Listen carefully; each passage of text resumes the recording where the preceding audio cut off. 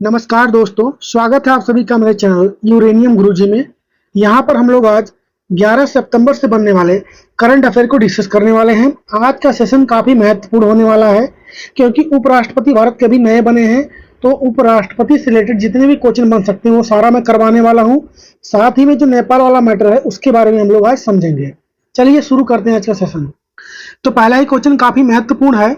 हाल ही में भारत के 15 नंबर के उपराष्ट्रपति कौन चुने गए हैं जिन्होंने विपक्ष के उम्मीदवार बी सुदर्शन रेड्डी को हराकर यह पद हासिल किया है। तो हाल ही में उपराष्ट्रपति का चुनाव हुआ जिसमें कौन जीत गए हैं, तो सीपी राधाकृष्णन। ठीक है, कौन जीत गए हैं, बीजेपी पार्टी से हैं ये सीपी राधाकृष्णन। ये भारत के नए उपराष्ट्रपति हैं, फोटो में आपको इनको देख सकते हैं। बाकी इनसे पहले अभी कौन थे, जगदीप धनखड़ थे, जो कि उन्होंने हाल ही में अभी इस्तीफा दे दिया था। चलिए उपराष्ट्रपति से रिलेटेड जितने भी क्वेश्चन बन सकते हैं सारा यहाँ पर समझते हैं हम लोग। तो अभी हाल ही में सीपी राधाकृष्णन जो हैं भारत के 15वें नंबर के उपराष्ट्रपति बने हैं। उन्होंने 9 सितंबर 2025 को हुए उपराष्ट्रपति चुनाव में इंडिया गठबंधन के उम्मीदवार बी सुदर्शन रेड्डी को हराया है। आपको फोटो में यहाँ पर दिख रहे होंगे सीपी राधाकृष्णन। ठीक है, अब बात करते हैं हम लोग उपराष्ट्रपति से संबंधित महत्वपूर्ण प्रश्न के बारे में। पहली बात, संविधान के जो संवैधानिक अनुच्छेद हैं उनके बारे में देखते हैं जहां पर उपराष्ट्रपति का जिक्र है। जैसे कि अनुच्छेद जो 63 है इसमें कहा गया है कि भारत का एक उपराष्ट्रपति होगा। बाकी अनुच्छेद 64 की बात करेंगे तो उपराष्ट्रपति राज्यसभा का पदेन सभापति होगा। मतलब जो राज्यसभा होता है, एक तो होता है लोकसभा, दूसरा होता है राज्यसभा। तो राज्यसभा यानी अपर हाउस के हेड कौन होते हैं, तो देश के जो उपराष्ट्रपति होते हैं वही उसके हेड होते हैं। अनुच्छेद 65 की बात करेंगे, आर्टिकल 65 की, तो राष्ट्रपति के पद में आकस्मिक रिक्ति या उनकी अनुपस्थिति में उपराष्ट्रपति का कार्य। इसमें क्या बताया गया, अगर राष्ट्रपति देश के नहीं हैं या फिर मृत्यु हो जाती है या फिर और किसी कारण से वो नहीं है तो उनकी जगह कौन लेगा, तो उपराष्ट्रपति लेगा। और जिसका जिक्र कहां पर है, तो अनुच्छेद 65 में है। अनुच्छेद 66 की बात करेंगे तो उपराष्ट्रपति का चुनाव होगा, अप्रत्यक्ष रूप से चुनाव होता है। मतलब उपराष्ट्रपति के चुनाव के बारे में, उनसे संबंधित बातों के बारे में आर्टिकल 66 में लिखा गया है, इसको आपको ध्यान रखना है। तो ये 4 आर्टिकल का महत्व किसके लिए है, उपराष्ट्रपति के लिए। योग्यता की बात करेंगे तो पहली बात तो भारत का नागरिक हो और उम्र कितनी होनी चाहिए, मिनिमम 35 वर्ष मिनिमम होनी चाहिए। मतलब 35 या तो उससे ज्यादा होना चाहिए आपका, मतलब योग्यता जो है उम्र के हिसाब से। बाकी राज्यसभा का सदस्य निर्वाचित होने की भी योग्यता रखता हो, उसी को आप उपराष्ट्रपति पद के लिए उम्मीदवार वो खड़ा हो सकता है। चुनाव की बात करेंगे तो चुनाव प्रणाली जो है तो अनुपातिक प्रतिनिधित्व प्रणाली के अनुसार एकल संक्रमणीय मत द्वारा दिया जाता है, अप्रत्यक्ष रूप से होता है। ये कहने का मतलब यह है कि जनता जो होती है, जनता वो डायरेक्ट राष्ट्रपति या उपराष्ट्रपति नहीं चुनती है। इसमें भाग कौन लेते हैं, तो लोकसभा और राज्यसभा के जो एमपी होते हैं वो इसमें भाग लेते हैं, इसको आपको ध्यान रखना है। निर्वाचक मंडल की बात करेंगे तो इसमें वही बात, संसद के दोनों सदनों लोकसभा और राज्यसभा के सदस्य शामिल होते हैं, इसमें वोटिंग करते हैं। वर्तमान में राज्यसभा में 245 और लोकसभा में 543 जो है सीटें हैं। टोटल मिला के कितना है, अगर हम लोग संसद की बात करेंगे, संसद की टोटल कितनी सीटें हैं, तो 788 हैं संसद में, जिसमें से 7 वर्तमान में खाली हैं। 7 खाली हैं तो कितने बच गए, 781। कितने बच गए, 781। इसमें से चुनाव कितने पर हुआ है, 767 पर चुनाव हुआ है, इसको आपको ध्यान रखना है। मतलब 767 सांसदों ने यहाँ पर वोट डाला इसमें। अब इसमें भी अगर हम लोग देखें, अगर मैं पेन चेंज कर लेता हूं यहाँ पर, इसमें से भी 752 और 752 वोट जो पड़े हैं इनको वैध बताया गया है, यानी मान्य है, ये वैध बताया गया है। बाकी जो 15 पड़े हैं उसे अवैध बताया गया है, मतलब किसी कारण बस इनवैलिड हो गया कहने का मतलब। और 752 कितने रहे, वैलिड रहे हैं। अब इन 752 वोटों की अगर हम लोग बात करें, इसमें से जीतने वाली पार्टी को कितना मिला है और हारने वाली पार्टी को, यहाँ पर आप लोग नीचे देख लीजिए। जीता किसने है, पहली बात तो एनडीए की गठबंधन वाली सरकार थी। एनडीए की उम्मीदवार कौन थे, सीपी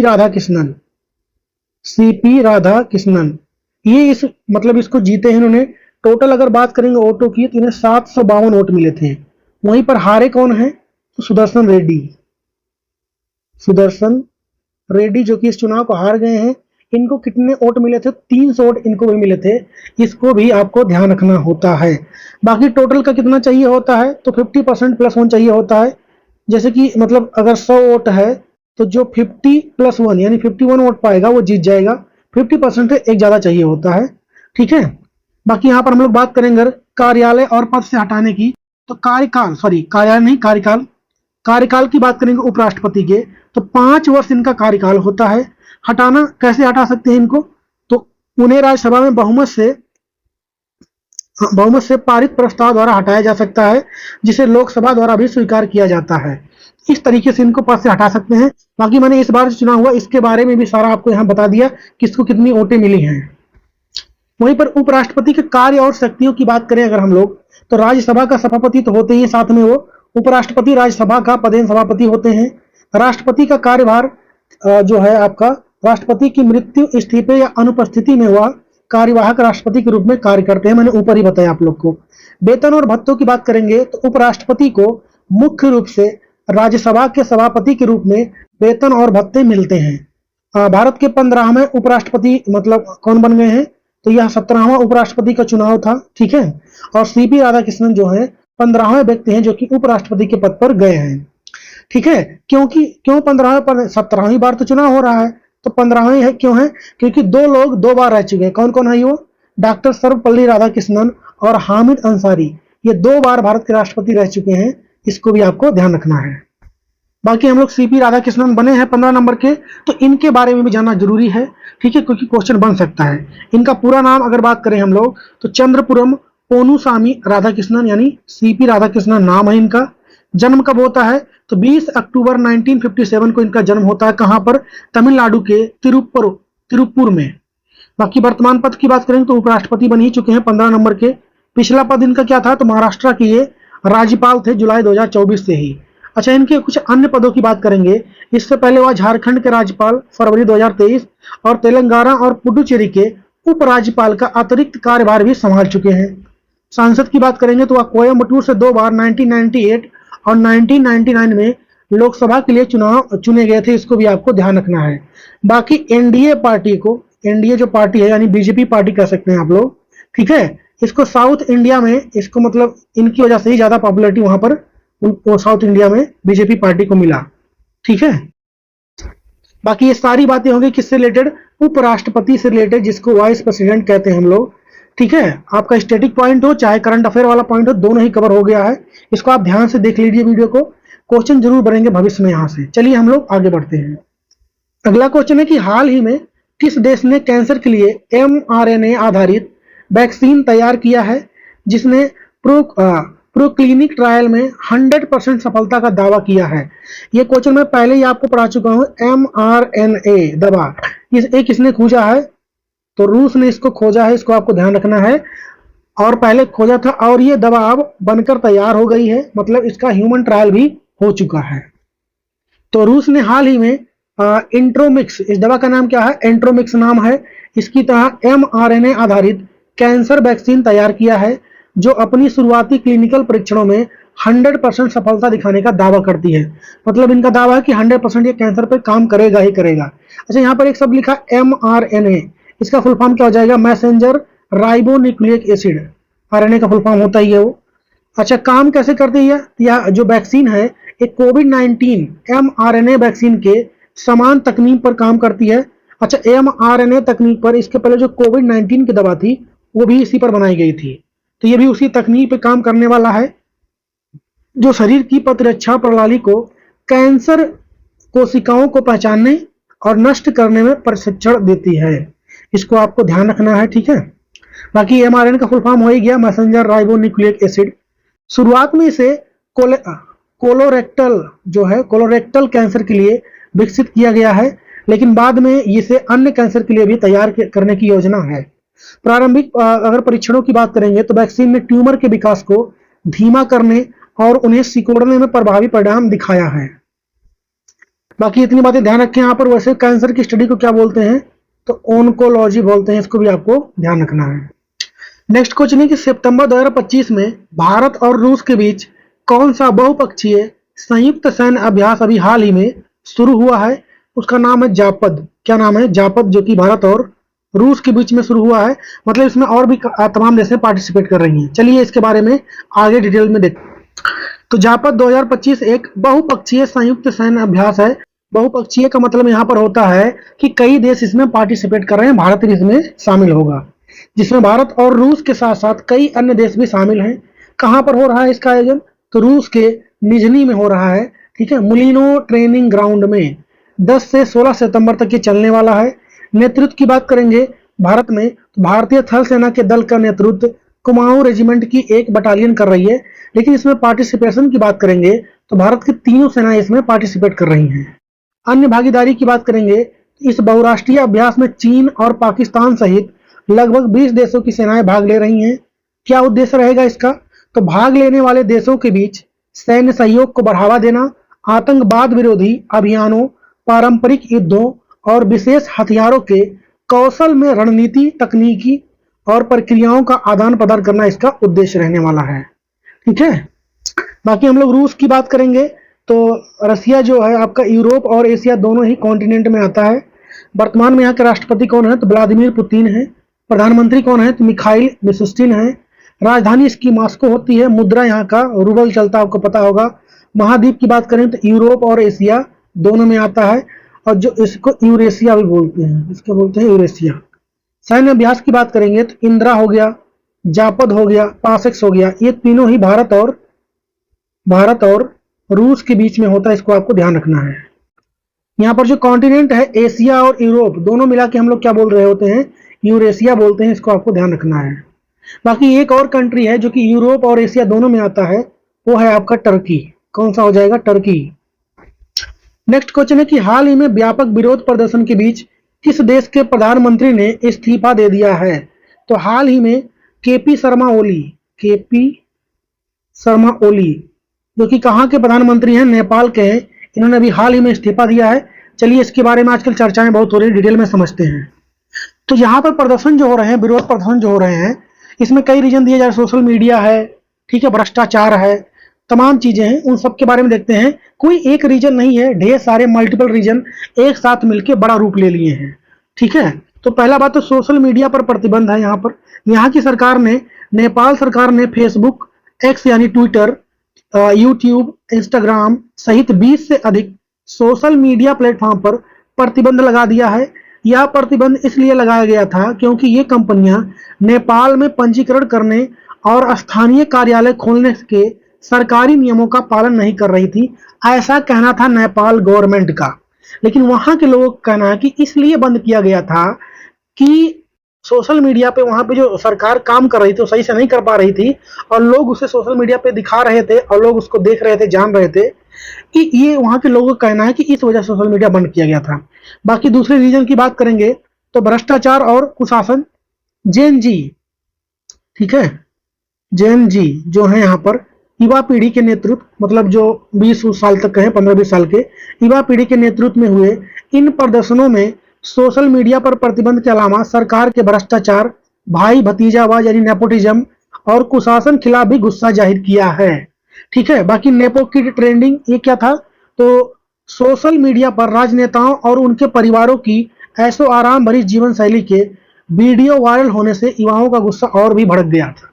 ठीक है, बाकी यहाँ पर और क्या क्या हुआ है? तो यहाँ पर जब लोग प्रदर्शन कर रहे थे, सरकार ने थोड़ा कड़ा रुख अपनाया यहाँ पर, और गोली चल गई, कई लोग उसमें मारे गए। तो ये भी एक बहुत बड़ा रीजन है लोगों का तुरंत उग्र हो जाना।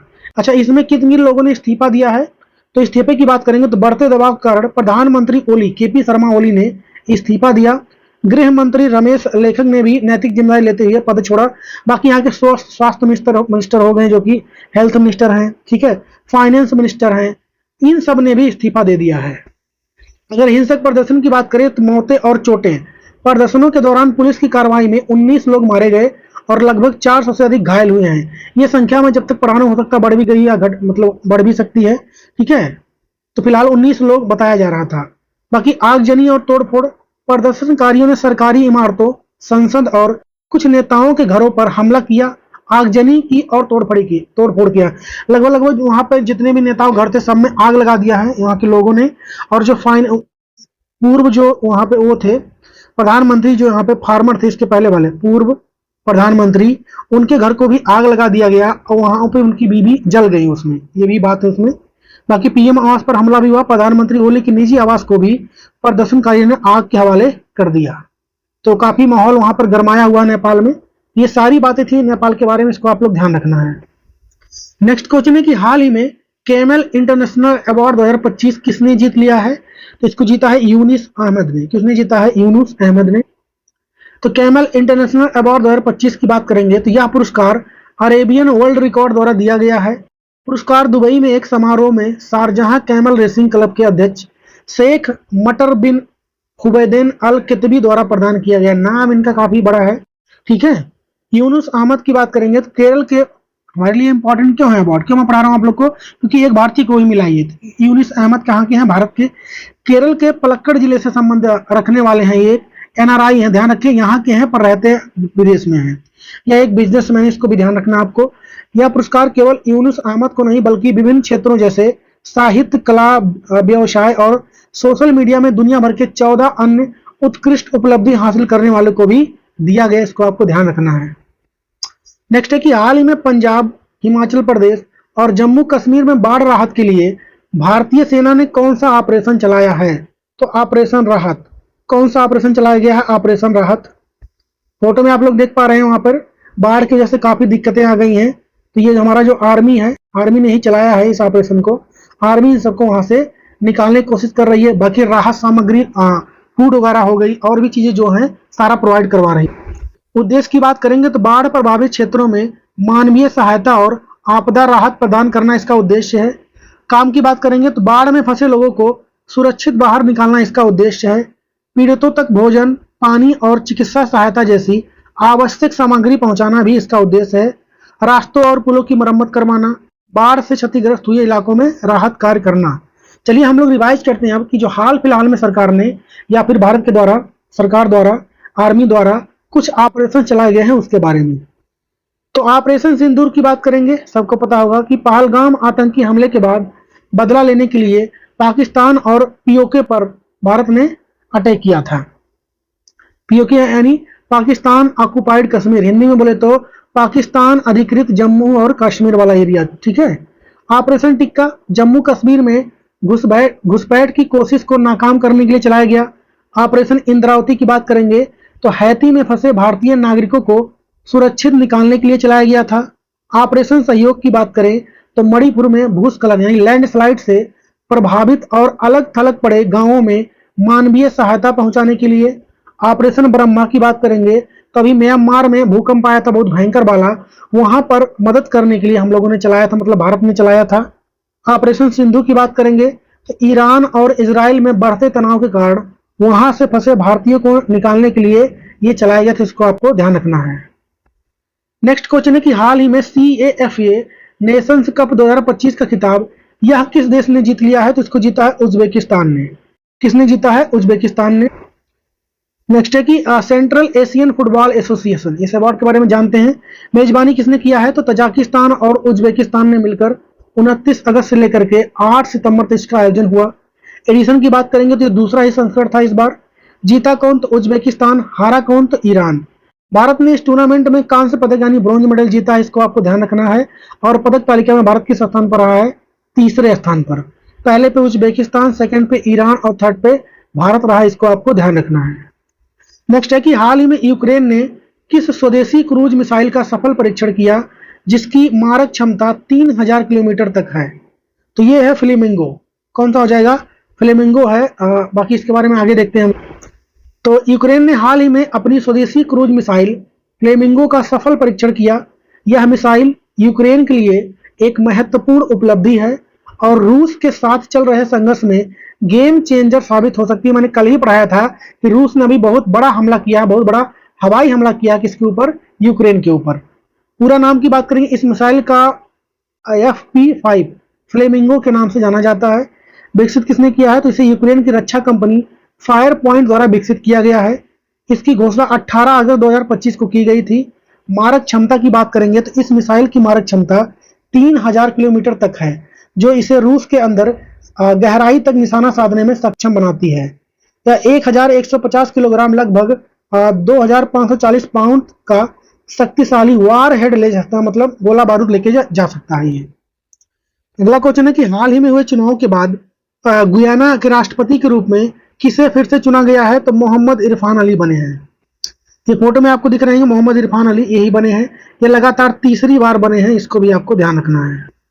तो हाल ही में मोहम्मद इरफान अली को गुयाना का राष्ट्रपति के रूप में फिर से चुना गया है। उनकी पार्टी पीपुल्स प्रोग्रेसिव पार्टी है, इसको ध्यान रखें आप लोग। 1 सितंबर 2025 को हुए आम चुनाव में उन्होंने जीत हासिल किया। अगर हम गुयाना देश की बात करेंगे तो राजधानी होती है जॉर्ज टाउन। राष्ट्रपति यही बन गए इरफान अली और प्रधानमंत्री हैं मार्क फिलिप्स, इसको आपको ध्यान रखना है। नेक्स्ट क्वेश्चन है कि हाल ही में आत्महत्या पर कथा को बदलना, ठीक है, इंग्लिश में क्या हो जाएगा? Changing the narrative on suicide. इस थीम के साथ विश्व आत्महत्या रोकथाम दिवस कब मनाया गया है? तो ये मनाया जाता है 10 सितंबर को। कब मनाया जाता है? 10 सितंबर को। थीम क्या रहा? आत्महत्या पर कथा को बदलना, यानी changing the narrative on suicide. बाकी इसकी बात करें तो यह दिवस का आयोजन अंतरराष्ट्रीय आत्महत्या रोकथाम संघ यानी IASP द्वारा WHO के साथ मिलकर किया जाता है। शुरू कब हुआ था? यह 2003 में। थीम इस बार का हो गया कि आत्महत्या पर कथा को बदलना। यह 2024 से 2026 तक के लिए तय किया गया एक त्रिवर्षीय विषय है। कहने का मतलब 2024 से लेकर 26 तक इसका थीम क्या रहने वाला है? यही रहने वाला है, आत्महत्या पर कथा को बदलना, यानी changing the narrative on suicide. मैंने 4 बार थीम बोला। उद्देश्य क्या है इसका? तो लोगों को मानसिक स्वास्थ्य और आत्महत्या के बारे में खुलकर और करुणा के साथ बातचीत करने के लिए प्रोत्साहित करना इसका थीम रहने वाला है। बाकी आज का होमवर्क क्वेश्चन है कि 2026 में G20 शिखर सम्मेलन की मेजबानी ये कौन सा देश कर रहा है? इसका जवाब छापेंगे आप लोग कमेंट में। बाकी आज का सेशन यहीं पर खत्म होता है। आप लोग बताइए कैसा लगा आप लोग को। हम लोगों ने नेपाल के बारे में और उपराष्ट्रपति के बारे में डिटेल में मैंने यहाँ पे कंटेंट आप लोग को बहुत मेहनत किया उसको इकट्ठा करने में, ठीक है। मैंने सारा सटीक इन्फॉर्मेशन आप लोग को लाके यहाँ पर दिया है। बाकी मेरे चैनल पर अगर पहली बार विजिट कर रहे हैं सब्सक्राइब भी कर लें, लाइक भी करें, शेयर भी करें और वीडियो को पूरा देखा करें आप लोग, ठीक है, ताकि वीडियो जो है मतलब ज्यादा चले मेरा और जल्दी से जल्दी मेरा चैनल मोनेटाइज हो। बाकी ख्याल रखिए अपना। अगर कोई डाउट है तो पूछ सकते हैं आप लोग कमेंट बॉक्स में। बाकी मिलेंगे कल की वीडियो में, तब तक के लिए जय हिंद।